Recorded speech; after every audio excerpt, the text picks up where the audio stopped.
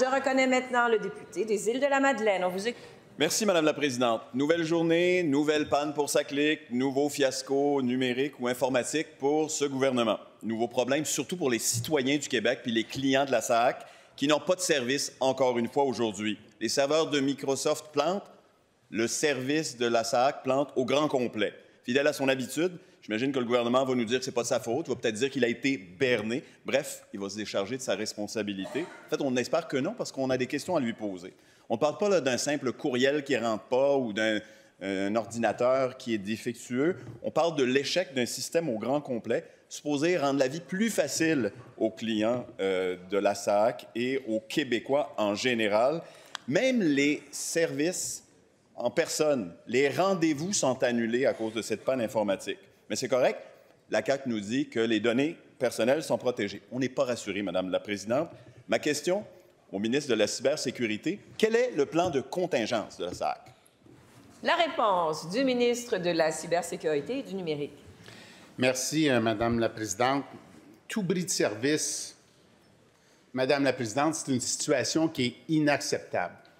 On priorise le service aux citoyens et je suis quand même la situation de près depuis hier après-midi, 14h50, dans le courant de la nuit jusqu'à ce matin.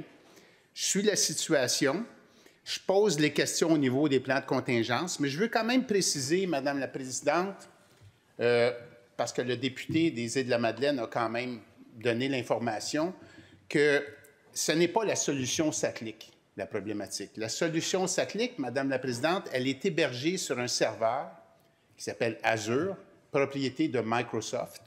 Donc, la problématique est au niveau de Microsoft. Microsoft travaille présentement avec la SAQ à rétablir la situation, Madame la Présidente. Mais je suis d'accord, j'ai demandé des comptes, ça prend un plan de contingence, une situation où on peut rétablir les services à la population, Madame la Présidente, même en cas de panne chez une entreprise comme Microsoft, Madame la Présidente. Première complémentaire. Madame la Présidente, si on comprend bien, SACLIC fonctionne, mais parce que Microsoft qui l'héberge ne fonctionne pas, SACLIC ne fonctionne pas. C'est le même résultat pour les clients qui perdent confiance en ce gouvernement, qui perdent confiance en SACLIC et qui viennent de dépenser 1,2 milliard de dollars de fonds publics là, de la poche des contribuables pour un système qui ne rend pas les services auxquels on est en droit de s'attendre. Est-ce que le ministre peut nous dire combien de ressources sont employées actuellement à la SAC pour tenter de résorber le problème? Est-ce qu'ils font des heures supplémentaires? Ça va coûter combien? La réponse du ministre.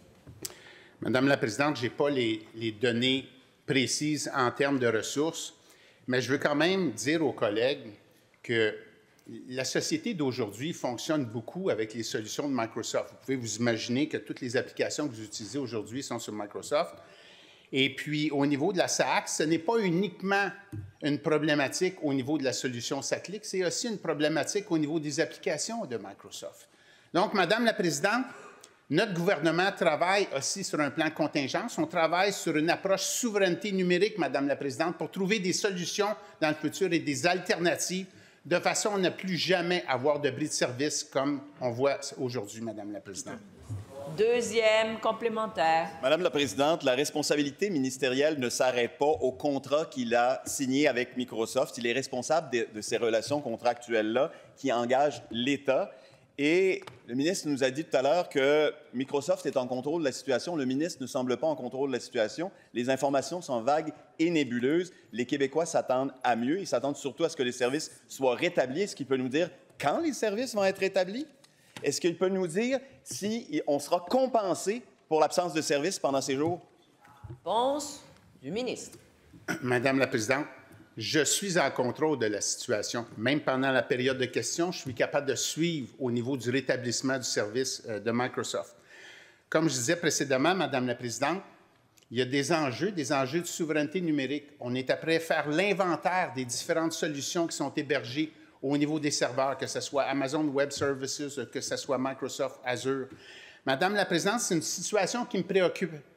La solution SACLIC, la solution CASA fonctionne bien, Madame la Présidente. Par contre, elle est hébergée sur un serveur qui est propriété de Microsoft.